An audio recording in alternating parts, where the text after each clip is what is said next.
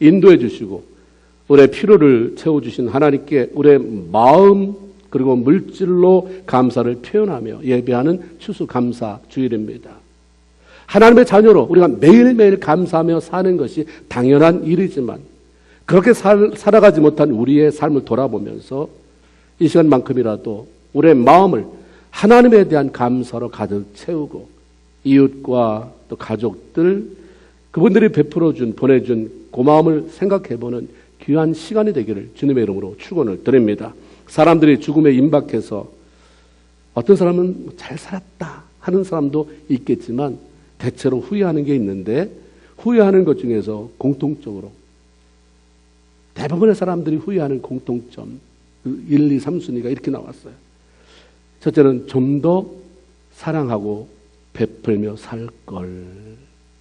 이것에 대한 후회가 있다고 하고요. 두 번째는 더 참아줄 걸.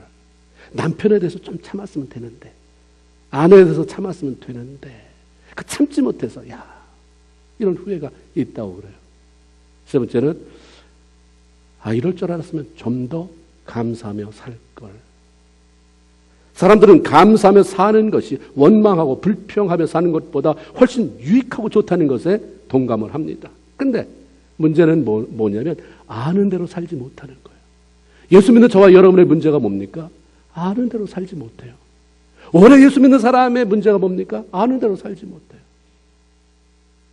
이 세상을 살아가는 동안에 감사하다는 것 모를 사람 감사가 좋다는 것 모를 사람 없는데 훈련이 안 돼서 내 멋대로 살다 보면 성령에 의해서 통제를 받지 못하면서 살면 감사보다 원망하며 살지요. 유대인의 지혜 문서인 탈무드에 보면 세상에서 가장 지혜로운 사람이 누구냐? 매일매일 배워가는 사람이다. 끊임없이 배워가는 사람이다. 그럼 누가 제일 행복한 사람이냐? 그는 감사하며 사는 사람이다. 이런 글이 있습니다.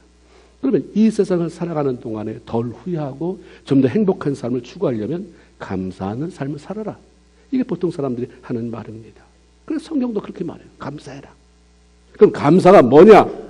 감사라고 하는 것은 마음을 다해 고마움을 표현하는 것입니다. 감자가 느낄 감자네. 마음으로 느끼는 것.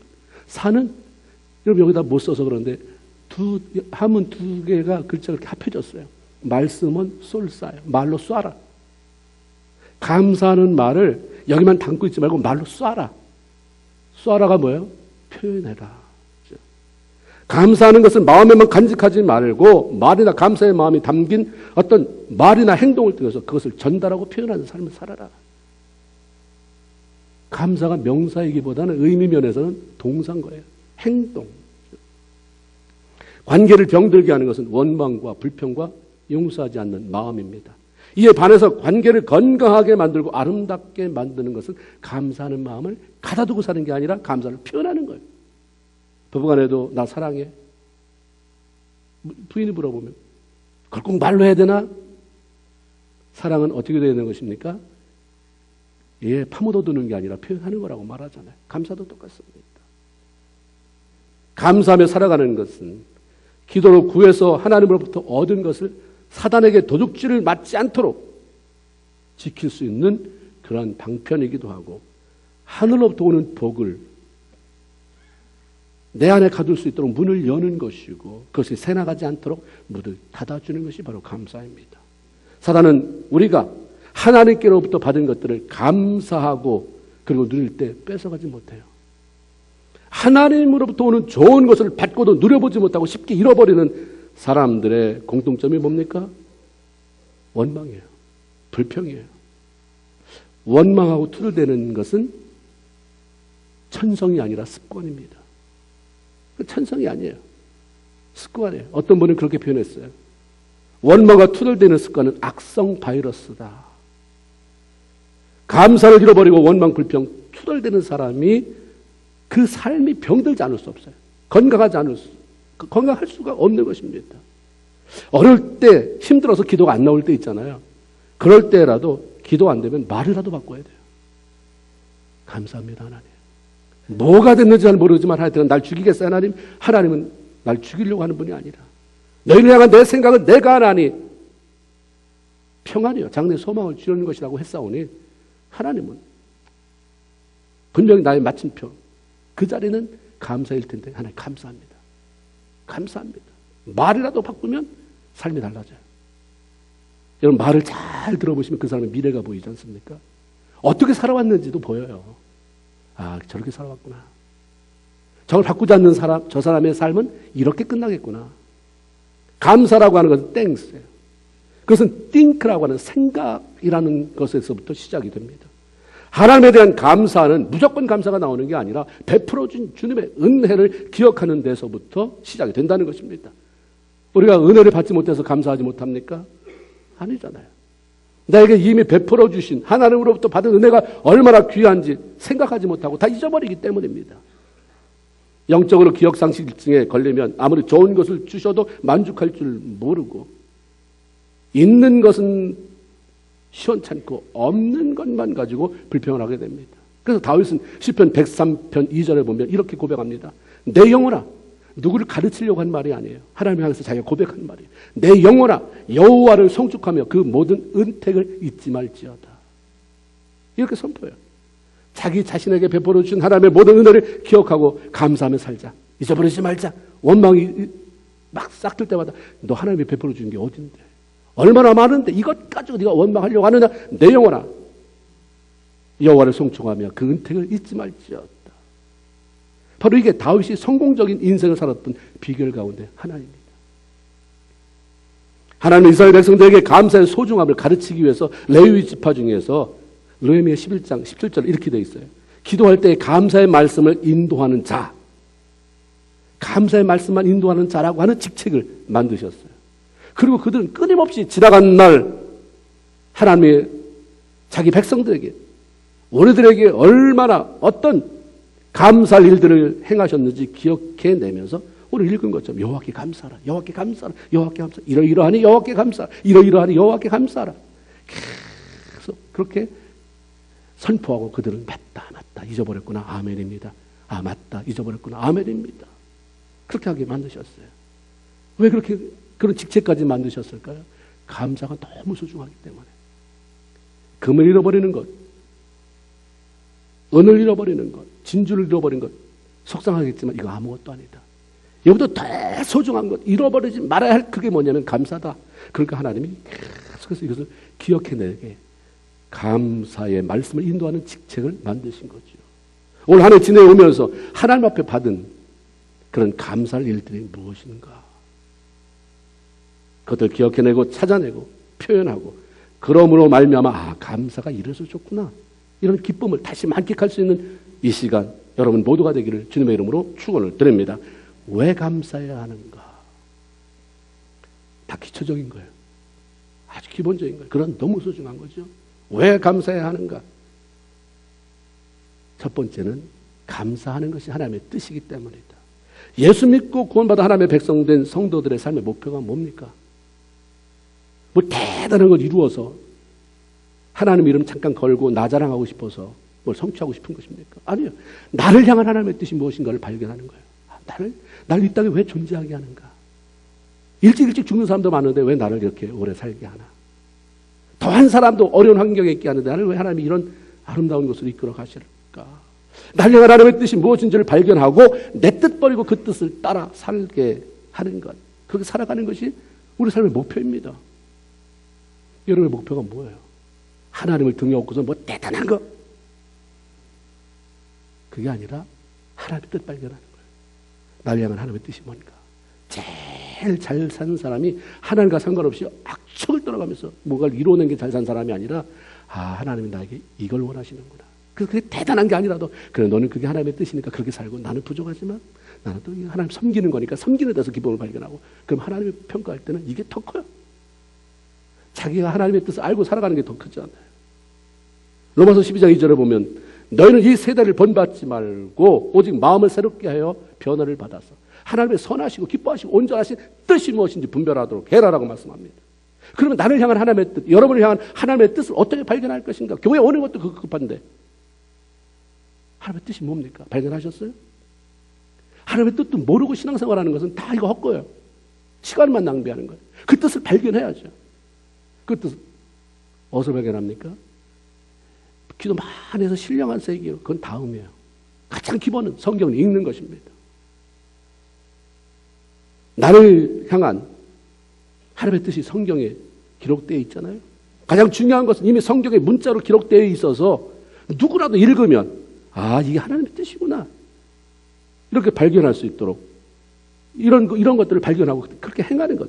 이게 가장 기본적인 것입니다. 그게 뭐예요? 데살로니가전서 5장 16, 17, 18절 시작. 항상 기뻐하라. 쉬지 말고 기도하라. 범사에 감사하라. 그 다음 뭐라고 그랬어요? 이는 그리스도 예수 안에서 너희를 향하신 하나님의 뜻이다. 내가 하나님의 뜻이 뭔지 모르면 맨날 오늘 동쪽으로 가는 게 하나님의 뜻인가? 서쪽으로 가는 게 하나님의 뜻인가? 사업을 하는 게 하나님의 뜻인가? 닫는 게 하나님의 뜻인가? 내가 이 학교를 가는 게 하나님의 뜻인가? 이런 데만 초점을 두니까 이걸 어떻게 발견하겠어요? 믿음의 초보에서. 근데 하나님 먼저 기본적인 걸 해라. 더하기 빼기를 해야 곱하기 나누기를 하지. 이런 거죠. 기본적인 하나님의 뜻이 뭐냐면 항상 기뻐해라. 쉬지 말고 기도해라. 범사에 감사하라. 이는 그리스도 예수 안에서 너희를 향하신 하나님의 뜻이다. 현대인의 성경은 18절 범사에 감사하라를 이렇게 번역했어요. 어떤 처지에 있든지 감사하는 마음을 잊지 마세요. 이게 현대인의 성경의 번역입니다. 범사에 감사하라. all circumstance. 어떤 형편에 어떤 환경에 처해 있든지 모든 환경을 초월해서 감사해라 라고 하는 말씀입니다. 굉장히 기초적인데 이렇게 안 살아왔던 우리에게는 너무 어려워요. 환경에 너무 지배를 받기 때문에 뭐가 좀 잘 되듯 하면 막 하나님이 하셨어, 하나님이 하셨어. 뭐가 안 되면 사라져버려요. 없어요. 하나님 앞에서 존재감이 사라져버려요. 그런데 환경을 초월해서 감사해라. 우리가 정말 힘들고 어려운 형편에서도 원망, 불평 대신에 감사하며 산다면 하나님의 뜻대로 살아가고 있는 것입니다.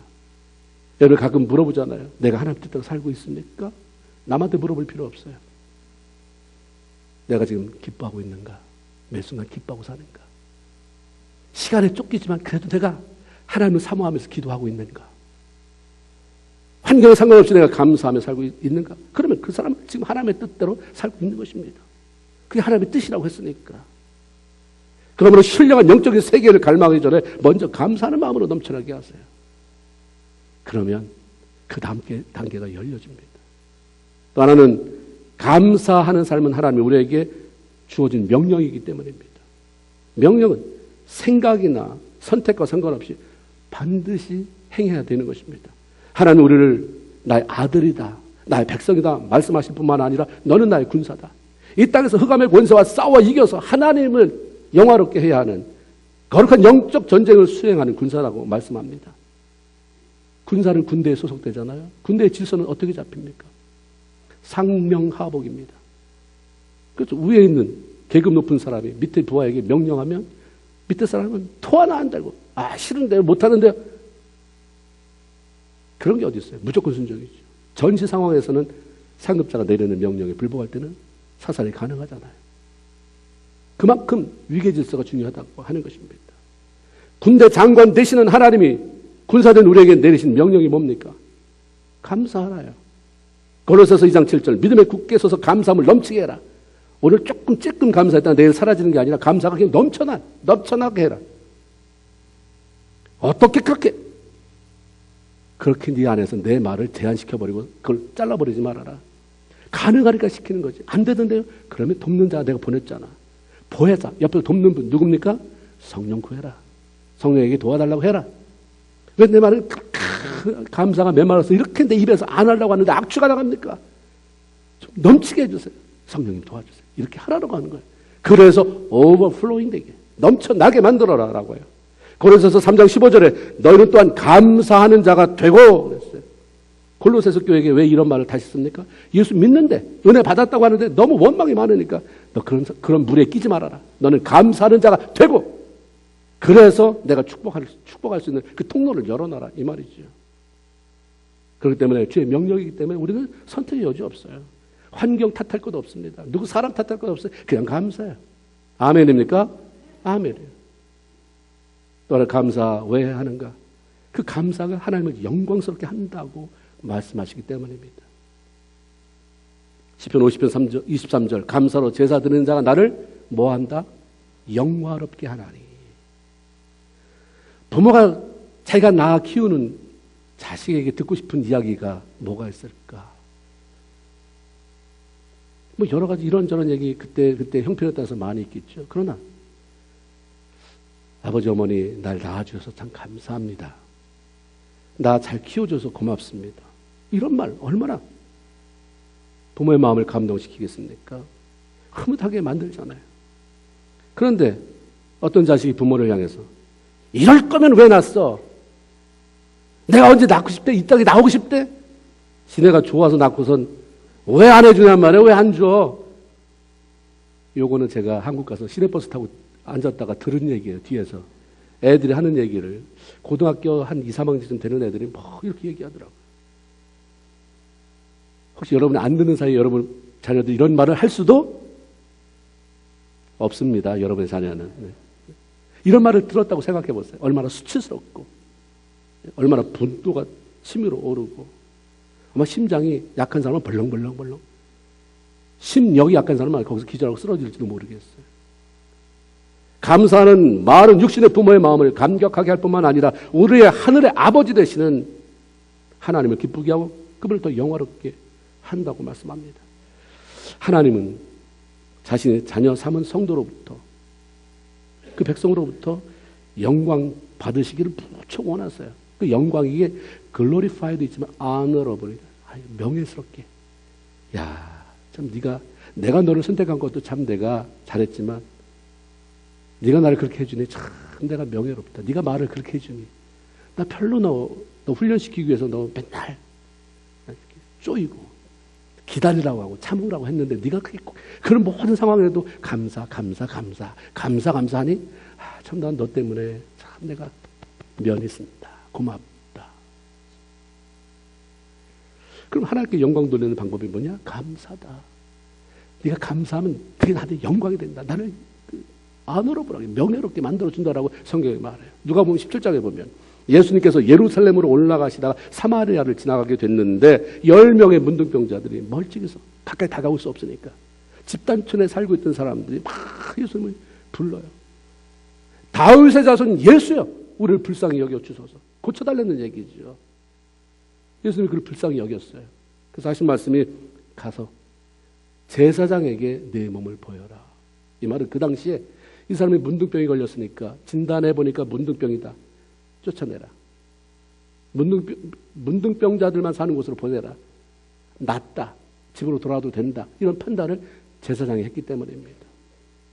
다시 말하면 예수님이 고쳐줬으니까 이제 정확하게 확인을 받고 집으로 돌아가라. 이 말을 한 거죠. 그런 예수님이 하신 말씀을 믿고 그냥 제사장을 만나러 가다가 보니까 도중에 자기 병이 나았어요. 그 자리에서 낫는 경우도 있지만 믿음으로 순종하고 나가다가 도중에 낫는 경우도 이렇게 있는 거예요. 가다 낫어요. 너무 기쁜 나머지 모든 사람들이 그동안 가족들과 떨어져 살았잖아요. 나한자촌에 있는 분들이 참 많이 힘들어하는 게 부모로부터 버림받았다고 하는 그런 분노. 또 한편에는 외로움이에요. 사랑하는 사람들과 떨어져 산다는 외로움. 그렇죠? 그러니까 부모, 형제들 만나러 달려가는데 그중 한 사람이 갑자기 걸음을 멈추더니 돌이키는 거예요. 뒤돌아서서 막 다시 예수님 향해 찾아옵니다. 그리고 예수 앞에 그냥 바짝 엎드려요. 거기서 엎드렸어요. 그러면서 뭐라고 말하냐면 감사. 예수님 감사합니다라고 고마움을 전합니다. 그때 예수님께서 하신 말씀을 우리가 한번 들어보자는 얘기예요. 그때 뭐라고 말해요? 예수님이. 야, 고침받은 사람이 몇 명이었어요? 10명이었지 않느냐. 내가 분명히 아까 고침받은 사람, 고쳐준 사람이 10명인데 지금 몇 명이 왔어요? 하나. 그래서 지금 뭐라고 물어봐요? 9은 어디 갔느냐? 물어봐요. 이방인 외에는 하나님께 영광을 돌리러 온 자가 없느냐? 이렇게 말해요. 예수님은 한 사람이 찾아와서 주님 앞에 감사합니다라고 말한 걸 뭐로 연결시켜요? 하나님께 영광 돌렸다고 말을 해요. 감사는 그냥 감사하면 삶이 잘 된대. 감사하면 마음이 편안해진대. 이거는 신비한 영적인 요소를 담고 있어요. 세상이 말하는 그 감사하고 하나님 말씀하신 그 감사의 깊이가 틀린 거예요. 감사는 뭐가 있든 없든, 그렇죠? 감사는 영적인 세계를 향해 가는 거거든요. 근데 하나님이 예수님께서 감사하는 건 하나님을 영화롭게 한다라고 표현을 하고 있습니다. 우리가 하나님께 영광 돌린다 그러면 추상적이에요. 뭐가 영광이냐. 영광이라는 단어 자체도 내가 뭐라고 어떻게 해석하기도 힘든데. 근데 감사하면 영광 받는데요. 하나님 그렇게 말씀하잖아요. 그러니까 영광 돌리는 게 그렇게 힘든 일이 아니라고 하는 것입니다. 대단한 거 생각하면서 뭘 해야 영광 돌릴까? 내가 부자가 돼서 돈을 많이 헌금하면, 내가 대단한 사람이 돼서 영향력을 예수의 이름으로 하나님 이렇게 했다고 자랑하면 영광이 될까? 그건 2차, 3차 뭐 그렇게 될 수도 있고 아닐 수도 있고 하면 좋죠. 그 중요한 거는 감사. 우리 3번만 따라합시다. 감사. 시작. 감사. 이게 지금 따라했지만 여러분 마음에서 참 감사합니다. 영적인 세계가 열려서 하나님 감사합니다 했을 때 여러분 앞으로 그걸 느껴보세요. 하나님의 임재가 나를 돕는, 나는 감사합니다 했는데 정말 하늘문이 열리는 것처럼 가슴에 벅차서 이걸 도대체 어떻게 해야 될지 모르는, 그 주체할 수 없는 감격이 찾아오는 순간이 있다고 하는 것입니다. 우리가 감사한 마음으로 표현하면서 살기만 해도 하나님 앞에 영광되는데, 여러분 모두가 다 그런 의미에서 하나님을 영화롭게 하는 성도들이 되길 주님의 이름으로 축원을 드립니다. 그럼 무엇을 감사할 것인가? 오늘 우리가 읽었잖아요. 여호와께 감사라. 시작. 여호와께 감사라. 그는 선하시며 그 인자하심이 영원함이로다. 하나님이 선하시다라고 하는 말은 뭐예요? 그분은 참 좋다. 그분 성품이 좋은 게 아니라 그분이 나와의 관계 속에서 좋은 분으로 다가왔기 때문에 He's good. God is so good. To me and to you. 하나님 참 좋은 분이에요. 나에게 얼마나 좋은 분인데 하나님을 돌아보니까 하나님만이 하실 수 있는 참 이런 좋은 분. 당신은 어떻습니까? 당신도 얘기죠. 맞아요. 하나님 그런 분이십니다. 이 말이에요. 마태복음 7장 9절로 11절에 보면 주님이 이렇게 말씀해요. 너희 중에 누가 아들이 떡을 달라고 하면 돌을 줄 그 아비가 있겠느냐. 생선을 달랬는데 너 그렇게 말 안 듣더니 뻔뻔스럽게 뭐 달랠 수 있어? 뭐 생선 달라고? 야, 나 뱀이나 먹어라. 이런 아비가 있겠느냐. 악한 자라도 좋은 것으로 자식에게 줄 알거든 하물며 하늘에 계신 너희 아버지께서 구하는 너희에게 좋은 것으로 주지 않겠느냐. 할렐루야. 좋으신 하나님이에요. 이 좋으신 하나님 앞에 감사하라는 거예요. 하나님이 좋으시기 때문에. 좋으신 하나님이기 때문에 좋은 것으로 채워주신 하나님. 너무 성급히 화내지 마세요. 이게 좋은 거라고. 좀 잠잠하세요. calm down. 그리고 무릎 꿇고 한번 하나님 앞에 나가보세요. 좋으신 하나님인데 이게 좋은 겁니까, 하나님? 이게 좋은 거라고 한다면 이 안에는 뭐가 들어있는 것입니까? 스스로 평가하고 안 좋은 거다. 우리의 눈이, 우리의 시각이 그렇게 뛰어나지 않거든요. 주님은 우리의 삶을 하나님의 시각으로 보시거든요. 내 시각으로 나를 바라보면서 그냥 삶을 그렇게 어글리하게 만들지 말고 좋으신 하나님이 나를 바라보면서 채워주시는 것. 그것은 믿음으로 기대하며 그 하나님께 감사하며 살아가는 저와 여러분이 다 되기를 주님의 이름으로 축원을 드립니다.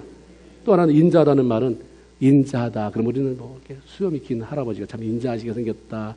인상이 좋다. 근데 성경은 unfailing love예요.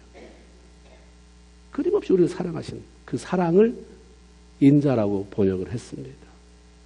우리를 향한 하나님의 가장 큰 사랑이 뭡니까? 구속의 은혜를 베풀어 주신 거죠.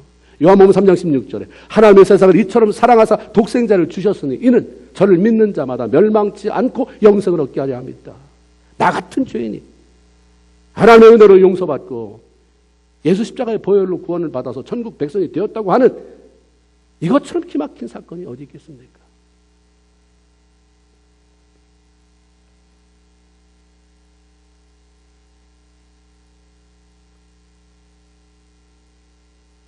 나를 권하시기 위해서, 나 여러분의 죄를 대신 지시기 위해서 예수님께서 벌거벗은 몸으로 그냥 다른 사람이 발길로 찼더니 바닥에 둥글르다가 창에 찍혀서 죽었다. 이것도 고통스러운데 그분이 벌거벗은 모습을 큰 십자가 위에 대롱대롱 매달리잖아요. 모든 사람이 지나가서 다 보더라고. 그리고 창과 가시게 멸류관에 찔려서 그냥 피와 뭘 다 흘리잖아요. 이 고통과 수치 왜 그렇습니까? 뭐 할 일이 없어. 왜 주님이 그러시겠어요? 그 대단한 분이 한 가지. 난 이 일을 위해서 왔다. 내가 너를 위해서 죽노라. 내 죄를 사하고 내가 천국 백성 되기 위해서 내가 이 일 기쁨으로 감당합니다. 이거 아닙니까? 이보다 더한 사랑이 어디 있어요? 주님의 사랑 앞에 무엇이 아깝겠습니까? 왜 그 힘든 선교지 그분들이 왜 나가겠어요? 주님의 사랑이 구속의 은혜가 너무 크니까 뭘로 갚아드릴까? 하나님 이쪽을 부르시는 것 같으니까 이쪽 소명을 주시니까 다 내려놓고 나가는 것 아닙니까? 우리가 하나님 앞에 그토록 인색한 이유가 뭐예요? 참 인색하잖아요. 오늘날 교회가 인색해요. 그 인색하다는 것은 돈이 없어서 인색하다는 게 아니라 마음이 인색하다는 것이고, 마음이 인색하다는 것은 은혜가 없다는 것이고, 은혜가 없는 것은 구원의 감격이 없기 때문에.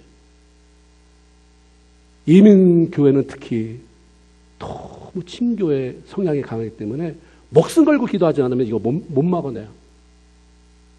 여기 와서 세상 거 자랑하고 막 세상 무슨 개 모임 하듯이 친선 모임 하듯이 그러다가 결국 필요하지만 그게 구원의 감격으로 연결되어졌는데 져야 되는데 그것을 끝난다고 한다면 이 교회가 한인사회에 달릴 게 뭐가 있냐 말이에요. 여기도 교제가 다 일어나고 다 여기서 친목도 일어나지만 중요한 것은 예수 만나게 해야 돼요. 그렇잖아요. 먼저 믿은 사람의 역할이 그거예요. 나를 알아주네 안 알아주네 너무 유치한데 먹지 말고 생명을 살리는데 목숨 걸어야 되는 거예요. 저 사람 정말 예수 안 믿는다. 오래됐는데도 내가 맡을게. 내가 그 영혼 붙잡고 내가 집중적으로 기도하고 금식할게. 이런 사람이 나와줘야 되는 거 아닙니까? 내가 그 구속의 은총에 감사하다면 그게 얼마나 소중한지 안다면 구속의 은혜가 감격과 감사로 다가올 때 그 감사가 우리를 겸손하게 만들고 그 어떤 사람이라도 용납하게 만들고 사랑하게 만드는 것이고 기꺼이 우리 삶을 헌신하게 만드는 것입니다. 또 하나 내가 무엇을 감사할 것인가? 우리를 보호하고 지켜주심을 감사하죠. 여기 앉아 계신데 우리 윤영순 권사님께서 지난 화요일 날 오전에 제 사무실로 전화하셨어요. 그리고 어처구니 없이 당할 뻔했던 사기 사건을 들려주시고 이거 꼭 성도들하고 나눴으면 좋겠다라고 말씀하셔서 저도 예방 차원에서 하나님 앞에 감사하는 차원에서 말씀을 드렸으면 좋겠다는 생각이 들어서 소개합니다. 손자가 콜로라도에 살았어요. 머리 타주에 사는 손자로부터 교통사고로 코가 부러졌는데 지금 경찰에 잡혀 있으니 할머니 도와주세요. 이러면서 전화가 왔다는 거예요. 손자 목소리 같기도 하고 아닌 것 같기도 하고. 근데 아니라면 전화번호를 어떻게 알았을까? 그러니까 손자 맞는 것 같고. 전화해서 대뜸 할머니, 내가 할머니인지 아줌마인지 어떻게 알고 할머니 도와주세요라니까 의심만 하고 있을 수가 없는 거예요. 날 도와주세요. 교통사고 났어요. 그래서 야, 네 부모한테 얘기하지. 아빠한테 엄마한테. 그건 내가 나중에 말할 테니까 지금 엄마 아빠한테 비밀로 하고 나 좀 도와주세요. 그래, 어떻게 도와줄까? 어떻게 도와줄까?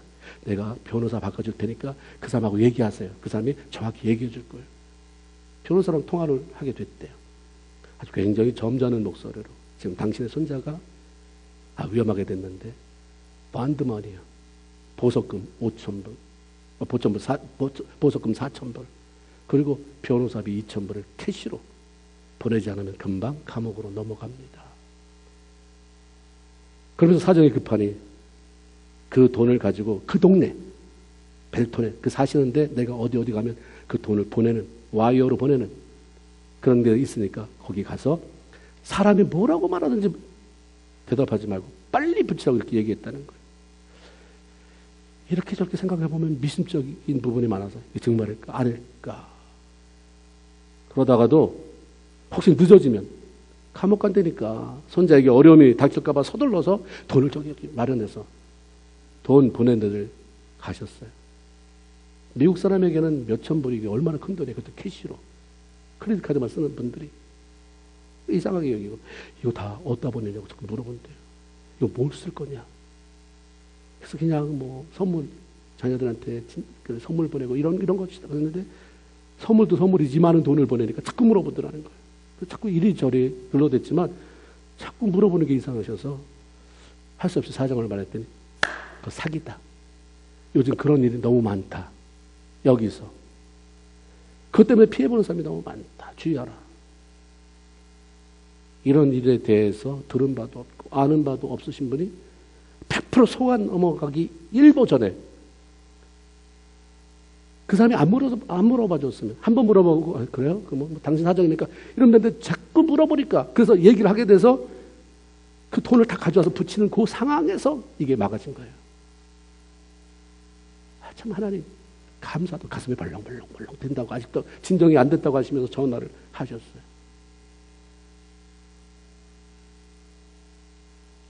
이와는 내용이 다르더라도 하나님께서 지켜주심으로 순간의 위기를 모면하고 어려움을 건너가게 된 일들이 우리 삶 속에 얼마나 많이 있어요. 저도 가끔 옆에 차선을 바꾸려고 막 이제 가려고 하는데 벌써 옆에 슉, 아유 내가 바로 글로 들어갔으면 완전히 이건 대참사가 일어났겠다. 이런 것부터 시작해서 수도 없이 많잖아요. 하나님께 감사한 마음으로 바라보면 우리가 지금 이 순간에 여기에 앉아서 예배 드릴 수 있는 것도 하나님께서 생명 싸개 속에 싸주시고 안전지대에 넣어주셔서 보호해 주셨기 때문에 지켜주셨기 때문에 인도해 주셨기 때문에 가능한 일이에요. 시편 121편 5절 6절 여호와는 너를 지키시는 자라. 여호와께서 내 오른쪽에서 내 그늘이 되시나니 낮에 해가 너를 상치 아니하며 밤에 달도 너를 해치 못하게 될 것이다. 이게 하나님의 약속입니다. 그런 이 하나님 앞에 감사하지 않을 수 없잖아요. 그것도 찌질한 감사가 아니라 넘치는 감사를 안 할 수가 없는 것입니다. 좋으신 하나님, 사랑이 많으신 그 선함과 인자하심이 풍성하신 하나님, 그걸 한두 번이 아니라 영원토록 그렇게 해주시겠다고 하신 하나님 때문에 우리가 살아가고 있고 앞으로 그렇게 살 것입니다. 그렇게 살아왔고 살아갈 것이에요.